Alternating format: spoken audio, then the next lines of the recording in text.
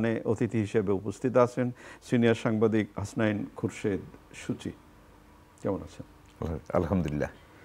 পত্রপত্রিকায় প্রকাশিত কয়েকটা গুরুত্বপূর্ণ শিরোনাম আপনাকে পড়ে শোনাই আমি, তারপর আমরা আলোচনায় যেতে চাই। প্রথম আলো, কাশ্মীর হামলা, ভারত পাকিস্তান উত্তেজনা, পাল্টাপাল্টি পদক্ষেপ, বিশ্বব্যাংকের আশঙ্কা আরও ৩০ লাখ মানুষ অতি দরিদ্র হতে পারে।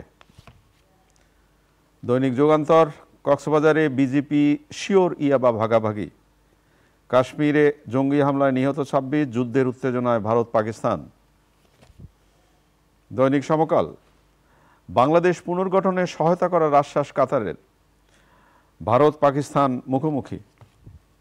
কালের কণ্ঠের শিরোনাম, নির্বাচনে নানা চ্যালেঞ্জ, বহুমুখী চাপ, আস্থা সংকটে বিনিয়োগে মন্দা, বাংলাদেশ পুনর্গঠনে সহায়তার আশ্বাস কাতার প্রধানমন্ত্রীর। দৈনিক ইত্তেফাক, আওতার মধ্যে থাকা সংস্কার ইসি নিজেই করবে, সিইসি, ভারত পাকিস্তান উত্তেজনা তুঙ্গে। বাংলাদেশ প্রতিদিন, মুখোমুখি ভারত পাকিস্তান, সম্পর্কে নতুন মাত্রায় বাংলাদেশ কাতার। মানব জমিনের শিরোনাম, পাক ভারত পাল্টাপাল্টি, নতুন করে দেশে ৩০ লাখ দরিদ্র হতে পারে। খবরের কাগজ, এলডিসি থেকে উত্তরণে দাম বাড়বে ওষুধের, যুদ্ধের দ্বারপ্রান্তে ভারত পাকিস্তান। আমার দেশ, হঠাৎ গ্যাস সংকটে শিল্প উৎপাদনে বিপর্যয়, ভারতের রণহুঙ্কার, কঠোর হুঁশিয়ারি পাকিস্তানের। দেশ রূপান্তর, স্থলে প্রথম খনন হচ্ছে গভীর গ্যাসকূপ, ভারত পাকিস্তান উত্তেজনা তুঙ্গে, পাল্টাপাল্টি পদক্ষেপ। কালবেলা শিরোনাম, ধৈর্য ধরে আরও কৌশলে এগোতে চায় বিএনপি, আমাদের সময় কমাতে গিয়ে আরও বেড়েছে গ্যাস সেবার জটিলতা, বিএনপির সঙ্গে ঐক্যমত্য ডান বাম দলগুলোর।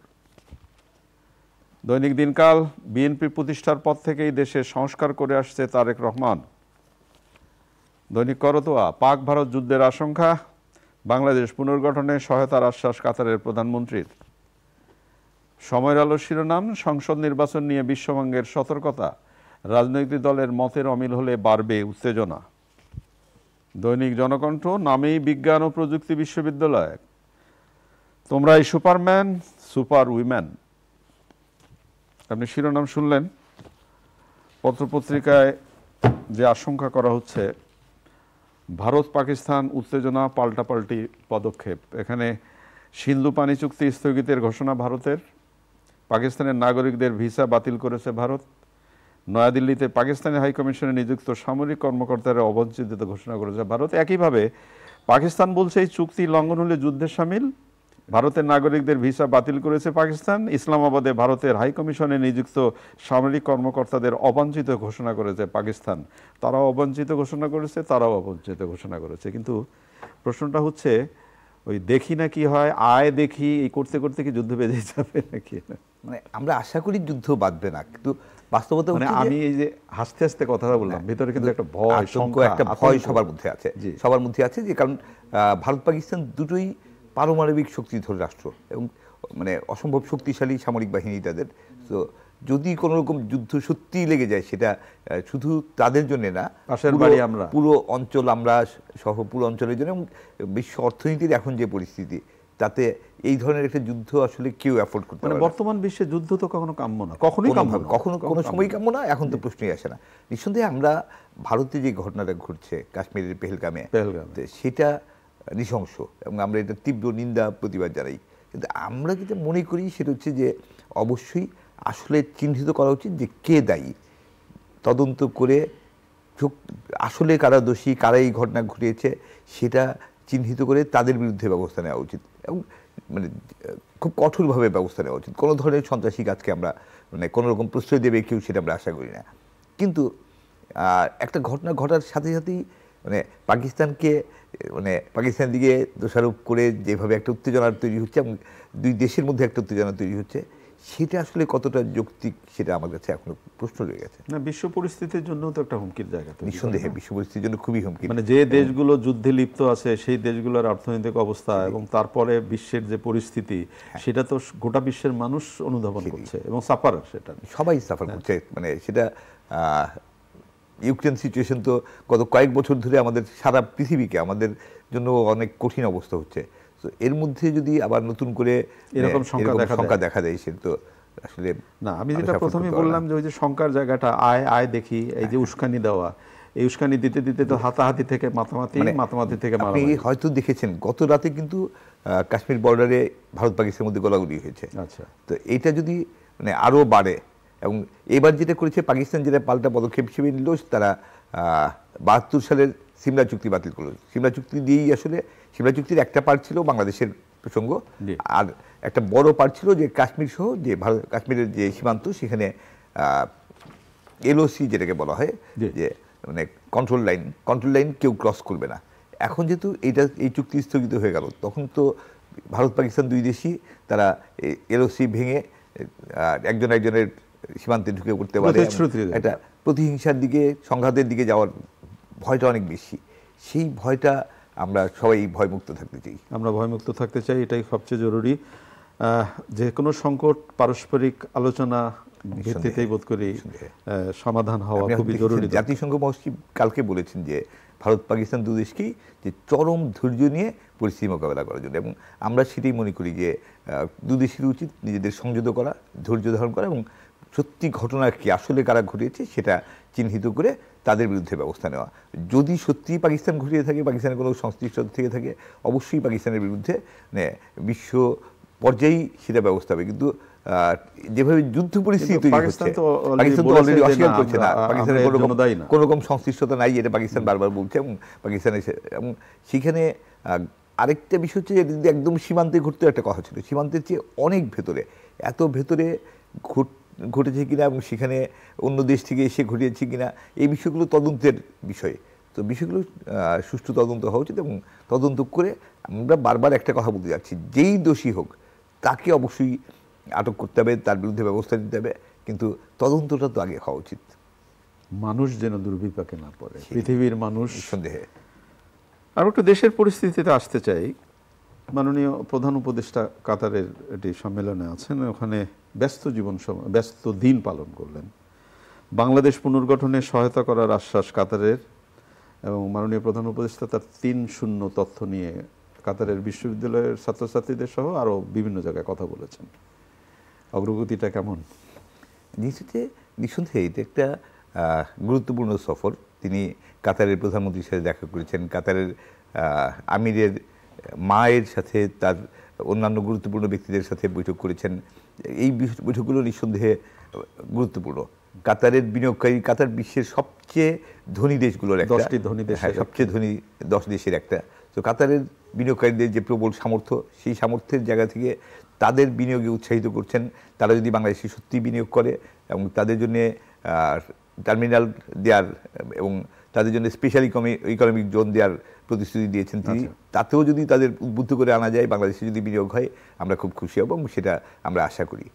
কিন্তু আমরা দেখছি যে দেশের ভিতরে বিনিয়োগ পরিবেশটা তো আসলে তৈরি করতে হবে। আইন শৃঙ্খলা পরিস্থিতি এখনও ঠিক হচ্ছে না, আর সংস্কার বা অন্যান্য বিষয়গুলো নিয়ে যে যা চলছে, তাতে এখনও দেশের বিনিয়োগকারীরা আস্থা পাচ্ছে না। সেই আস্থার জায়গাটা তৈরি করতে হবে। আমরা দেখলাম যে বিশ্বব্যাংক এবং IMF দুজনই, আমি এই কথাটাই আপনাকে তুলতে চেয়েছিলাম, যে আপনি যেটা বললেন আস্থার জায়গাটা, বাংলাদেশে আরও 30 লাখ মানুষ হতদরিদ্র হতে পারে, বিশ্বব্যাংক এটা বলেছে। এবং আরেকটি কথা বলেছে বিশ্বব্যাংক, পুলিশ বাহিনী পুরোপুরি কার্যকর না হলে নিরাপত্তা নিয়ে অনিশ্চয়তা থেকে যাবে। সেটাই। শুধু বিশ্বব্যাংক না, IMFও বলেছে একই ধরনের কথা। এই দুটি বিশ্ব সংস্থাই বলেছে যে বাংলাদেশের এই বছরের প্রবৃদ্ধি অনেক কম হবে, 3-এর কিছু বেশি হবে। তো এরকম একটা পরিস্থিতিতে যখন অর্থনীতি ঘুরে দাঁড়াবে বলে আমরা আশা করছি, এবং অবশ্য একটা ইতিবাচক দিক হচ্ছে, আশার দিক হচ্ছে যে বিশ্বব্যাংক IMF দুই প্রতিষ্ঠানই বলেছে যে আগামী বছরটা বাংলাদেশের জন্য অনেক ভালো হবে। এবছর 3-এর কিছু উপরে থাকবে, যেটা মানে প্রেডিক্টেড ছিল অনেক বেশি, 5-6-এর মতন, সেখানে 3-3.5-এর মতন হবে জিডিপি প্রবৃদ্ধির হার। আগামী বছর এটা আবার 6 অতিক্রম করবে, এটা তারাও বলছে। যদি এটা ওভারকাম করা না যায়, তাহলে আগামী বছর কিভাবে করবে? না, আগামী বছর যেহেতু অলরেডি অনেক স্পেশালি এক্সটার্নাল সেক্টরে, ইকোনমিতে অনেক বড় ধরনের ইতিবাচক পরিবর্তন এসছে। ব্যাংকিং খাতে এক ধরনের শৃঙ্খলা ফিরেছে, বিদেশি মুদ্রার রিজার্ভ এখন অনেক স্থিতিশীল, $27 বিলিয়ন ক্রস করেছে, এবং রেমিটেন্স, এক্সপোর্ট সবই বাড়ছে। তো সেই জায়গায় মানে এক্সটার্নাল সেক্টরে আমাদের অবস্থা এখন অনেক পজিটিভ, এবং যদি আমরা ট্রাম্প টেরিফের ধাক্কাটা কাটাতে পারি, তাহলে আরও অনেক ভালো হবে আমরা আশা করছি। কিন্তু ইন্টারনালি আমাদের দেশে যে স্থানীয় অর্থনীতি, অভ্যন্তরীণ যে অর্থনীতি, সেইখানে আমাদের আসলে আস্থা তৈরি করতে হবে। আমাদের বিনিয়োগকারীরা বিনিয়োগের সাহস পাচ্ছেন না, তারা ব্যাংকিং সাপোর্ট পাচ্ছেন না এখনো যে বিনিয়োগ করার মতন। তাদের মধ্যে একটা বাংলাদেশে যে ভয়ভীতি আছে, তাদের বাংলাদেশে যারা ব্যবসায়ী, এটা খুব বাস্তবতা যে বাংলাদেশের ব্যবসায়ীদের একটা বড় অংশ হচ্ছে লুটেরা শ্রেণী, একটা বড় অংশ, আমি সবাইকে ঢালাওভাবে বলছি না। এবং তারা যখন যেই সরকার ক্ষমতায় থাকে তাদের সমর্থন নিয়ে তাদের সাথে এক ধরনের আদাত করে হাজার রকম মানে স্বাভাবিক ব্যবসা তো করেই, তার সাথে বাড়তি অনেক ধরনের অস্বাভাবিক অসাধু অনাকাঙ্ক্ষিত লেনদেন করে এবং নিজেদের বেনিফিট নিয়ে নেয়। এই গ্রুপটা, এবং তারা বিনিয়োগও করে, তাদেরও অনেক বিনিয়োগ আছে, মানে তারা সবসময় সরকারের পক্ষে। এই গ্রুপটা কিন্তু এখন এই 17 বছর যারা 15-16-17 বছর যারা আওয়ামী লীগের সাথে থেকে লুটপাট করেছে, তারা এখন অনেক বেশি সাই। তো তাদের হাতে প্রচুর টাকা, কিন্তু তারা বিনিয়োগ করছে না, তারা ব্যবসা সম্প্রসারণ করছে না এবং ব্যবসাও ঠিক মতন চালাচ্ছে না, তাদের প্রতিষ্ঠানগুলো ঠিক মতন চলছে না। আমরা দেখলাম যে বেক্সিমকোর অনেকগুলো প্রতিষ্ঠান বন্ধ করে দিতে হয়েছে এবং এই ধরনের, এবং সেখানে প্রায় মানে হাজার হাজার মানুষ বেকার হয়েছে, প্রায় 32,000 বেকার হয়েছে শুধু বেক্সিমকো ইন্ডাস্ট্রিয়াল পার্কের যেই সমস্ত প্রতিষ্ঠান বন্ধ করা হয়েছে সেই কারণে। তো এই ধরনের প্রতিষ্ঠান তো পরিস্থিতি আরও বিভিন্ন ক্ষেত্রেই হচ্ছে। তো যাদের হাতে টাকা নাই, ধরেন আপনি তো বিনিয়োগ করবেন, আমি তো বিনিয়োগ করবো, যার হাতে টাকা আছে সে তাকে পরিবেশ দিতে হবে, নতুন বিনিয়োগকারী তৈরি করতে হবে, খুব ছোট ছোট হোক মাঝারি হোক, তাদের ভেতর থেকে মানে সাপোর্ট দিয়ে তাদের বিনিয়োগে উৎসাহিত করতে হবে। সেই জায়গাগুলিতে কিন্তু এখন আমরা আইন শৃঙ্খলা পরিস্থিতি মানে আমরা একদমই সন্তুষ্ট না। আইন শৃঙ্খলা পরিস্থিতি ঠিক না হলে আসলে বিনিয়োগ হবে না। রাজনীতি কি বলে? একটা দেশের রাজনৈতিক পরিস্থিতি স্থিতিশীল অবস্থায় না থাকলে সেই দেশের উন্নতি তো আসলে অগ্রগতিও আশা করা যায় না। আর এখন বর্তমান রাজনীতি কি বলে? ভোট কবে হচ্ছে? বাস্তবতা হচ্ছে যে এটা তো আসলে একটা ইন্টারিম গভর্নমেন্ট, তো এটা একটা ট্রান্সফরমেশনের সময়, যে আপনি স্বৈরতন্ত্র থেকে ফ্যাসিজম থেকে গণতন্ত্রে যাবেন, মাঝখানের সময়টা হচ্ছে এই ডক্টর ইউনূসের সময়। এই সময়টা যত দ্রুত এবং যত স্মুথলি পার করা যায় তত বেটার। এই সময় যদি দীর্ঘায়িত হয় তাহলে দেশের জন্য ক্ষতি হবে। সো যেটা হচ্ছিল যে ডিসেম্বরের কথা বলা হচ্ছিল, প্রফেসর ইউনূস বলছিলেন ডিসেম্বর থেকে জুন, এবং খুব রাইটলি জামাত বলেছে যে রোজার আগে হতে হবে, বিএনপি অলরেডি বলেছে যে হ্যাঁ ফেব্রুয়ারি হলো আমাদের, বিএনপির মধ্যে এটুটি এরকম যে ফেব্রুয়ারি হলো আমাদের আপত্তি নেই, ফেব্রুয়ারির 17-18 তারিখ থেকে রোজা, সো ফেব্রুয়ারির প্রথমার্ধেই আসলে ইলেকশন হওয়া উচিত, এর চেয়ে দূরে যাওয়ার কোনো কারণ নেই। এবং ফেব্রুয়ারি সর্বোচ্চ, মানে মধ্য ফেব্রুয়ারি হচ্ছে সর্বোচ্চ, এর আগেই নির্বাচন হওয়া উচিত এবং গণতন্ত্র উত্তরণ হওয়া উচিত। এর বাইরে অন্য যে কোনো কিছুই দেশের জন্য ক্ষতিকর হবে। গণতন্ত্র যত দ্রুত গণতন্ত্রে ফিরতে পারবো ততই আসলে আমরা একটা স্থিতিশীলতার দিকে যাব। আপনাকে যে প্রসঙ্গটি এখন নিয়ে আলোচনা করব, এক সময়ে আমাদের বাবারা সন্তানদের জন্য খুব উদ্বিগ্ন থাকতেন, তার জন্য ক্ষমা প্রার্থনা করতেন, আমার ছেলে দুর্নীতি করেছে বা অপরাধ করেছে আমি ক্ষমা চাই। বিপরীত হচ্ছে, বাবার অপরাধের জন্য পুত্র ক্ষমা চাইলেন। আসিফ আমাদের উপদেষ্টা, কিভাবে দেখছেন? আমি একটু সংশোধন করি আপনার, যে অপরাধ না বলে ভুল, ভুল বলছেন, আসিফ এটাকে ভুল বলছেন, আমি ভুলই বলি। কিন্তু ভুল যদি হয়েও থাকে, মানে ক্ষমা চাওয়ার পরে আসলে আর কিছু বলার থাকে না। যে উপদেষ্টার চেয়ারে বসে আসিফ ক্ষমা চেয়েছেন তার বাবার, অনেক বড় দৃষ্টান্ত। আমাদের মন্ত্রী উপদেষ্টা বা মন্ত্রীরা কখনোই ক্ষমা চায় না, এইটা আমি প্রথম প্রশংসা করছি যে আসিফ মাহমুদ ক্ষমা চেয়েছেন এবং তার বাবার সেই সাহসটা আছে, সেই সাহস তিনি দেখিয়েছেন। এটা আমরা প্রথমে এই বিষয়টার আসলে প্রশংসা করতেছি। তার বাবা যদি সত্যি ভুল করে থাকে না, তিনি একজন শিক্ষক মানুষ, তিনি স্থানীয়ভাবে স্থানীয় একটা হাই স্কুলের প্রধান শিক্ষক। একজন প্রধান শিক্ষক হঠাৎ করে ব্যবসায়ী হয়ে গেলেন বা ব্যবসার জন্য ঠিকাদারির জন্য লাইসেন্স নিলেন, এটা খুব অস্বাভাবিক। তো সেইখানে আসলে আমি একটা বিষয় নজরে আনতে চাই যে তাকে কে প্রলুব্ধ করেছে। আসিফ মাহমুদ ফেসবুক স্ট্যাটাসেই বলেছেন যে স্থানীয় ব্যবসায়ী তাকে প্রলুব্ধ করেছেন এবং সেটা করেছেন যে কাজ পাওয়ার ক্ষেত্রে সুবিধার্থে, কাজ পাওয়ার সুবিধার্থে। তো তার মানে হচ্ছে মন্ত্রীর বাবা, মন্ত্রীর ছেলে, মন্ত্রীর ভাই, মন্ত্রীর বউ যদি আমার সাথে থাকে আমি সব জায়গায় যেতে পারবো, প্রভাব তৈরি হবে। এই যে সংস্কৃতি, এই সংস্কৃতিতে আসলে চেঞ্জ করা দরকার। মন্ত্রীর ভাই হোক, ছেলে হোক, বউ হোক, বাবা মা হোক, তারা তাদের মতন করে থাকবেন। তারা কেন রাষ্ট্রীয় বিষয়ে কোন টেন্ডার কে পাবে না পাবে সেই জায়গায় কেন হস্তক্ষেপ করবেন? আমরা সংস্কারের জায়গায় এত কথা বলছি, সংস্কার তো আসলে আগে এখানে এই ধরনের বিষয়গুলো দরকার। অবশ্যই যে কথাটি বলছিলাম যে মাননীয় উপদেষ্টা যে দৃষ্টান্তটা স্থাপন করলেন, আমাদের তরুণ উপদেষ্টা, এইটা বোধ করি সবার আলোচনায় আসা উচিত, বিশেষ করে বাবারা যেন একটু সচেতন হন। বাবা শুধু না, মানে পরিবার সদস্য সবাই। স্বৈরাচার পালাইছে। একটা জিনিস আমি মাঝখানে আরেকটু বলে দিই, সেটা হচ্ছে যে এই একটা ঘটনা যখন জুলকারনাইন সাহেব এক্সপোজ করলেন, তারপরে এই ক্ষমা চাওয়ার বিষয় হলো, কিন্তু এক্সপোজ হয়নি এমন ঘটনা তো অনেক রয়েছে, অনেক এমন ঘটনা তো আমরা অনেক শুনছি। এবং কারো আপনি যেটা বলতে চাইছেন, যেটা দিয়ে এক্সপোজ না হতো তাহলে কি দাঁড়াতো, না হলে হয়তো ব্যবসা হতো, হয়তো হতো না, আমি জানি না। কিন্তু এক্সপোজ হয়নি, বা এক্সপোজ হওয়ার পরেও কোনো সেরকম কোনো দেখতে পাচ্ছি না আমরা। আমি কয়েকটা ঘটনা উল্লেখ করতে চাই, যে কুড়ে ঘর থেকে হঠাৎ করে ডুপ্লেক্সের মালিক হয়ে যাওয়া, কিংবা হঠাৎ করে শতাধিক গাড়ির বহর, এই ধরনের অনেক বিষয় কিন্তু আমরা দেখছি। দাদা জমিদার, হ্যাঁ দাদা জমিদার, এই ধরনের বিষয়গুলো আমরা দেখছি, এবং আমরা খুব গভীরভাবে আসলে লক্ষ্য রাখছি এবং উদ্বিগ্ন হচ্ছি যে আমরা যাদের উপর আশা করেছিলাম যে এই তারুণ্য বাংলাদেশকে বদলে দেবে, এবং তারা নতুন বন্দোবস্ত কথা বলে এসে তারা যা করছে সে তো পুরনোদের চেয়ে একেবারে আশাহত হওয়া। আমি আশাহত হচ্ছি না, কিন্তু যে আশা তারা জাগিয়েছিল সেই আশা মানুষের ভেঙে যাচ্ছে।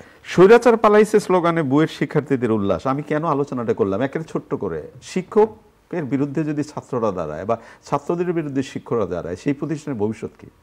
আমি নিজে একজন শিক্ষকের সন্তান, আমিও নিজে শিক্ষকের সন্তান।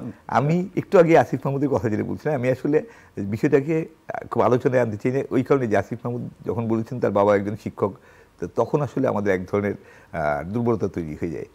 আমরা যেটা দেখছি যে কুয়েটে যে শিক্ষক এবং শিক্ষার্থী তারা একদম প্রতিপক্ষ হয়ে দাঁড়াচ্ছে, এটা খুব অস্বাভাবিক, এটা নিঃসন্দেহে সমাপ্তি হচ্ছে। এবং সেক্ষেত্রে শিক্ষা উপদেষ্টার উচিত ছিল যে বিষয়টার মধ্যে এমনভাবে হ্যান্ডেল করা যাতে এই কনফ্লিক্টটা তৈরি না হয়, এটা দীর্ঘমেয়াদে অনেক বড় সংকট তৈরি করে। অনেক অনেক ধন্যবাদ আপনাকে। প্রিয় দর্শক, আমরা শেষে যে আলোচনাটি করলাম, শিক্ষক পরম পূজনীয় ব্যক্তি, তার বিরুদ্ধে যদি আমরা দাঁড়াই অনেক কিছু প্রশ্ন দেখা দেয়। আবার শিক্ষকও যদি ছাত্রদের উপরে কোনো অন্যায় করেন সেটাও বোধ করি নয়, কিন্তু একটা সমঝোতার জায়গা খুব জরুরি দরকার। শ্রদ্ধা, মায়া, মমতা, এই জায়গাটা যদি শিক্ষাঙ্গনে তৈরি না হয় আমরা কোথায় যাব? ভালো থাকবেন। আগামীকাল নিশ্চয়ই সময় আবার কথা হবে। খোদা হাফেজ।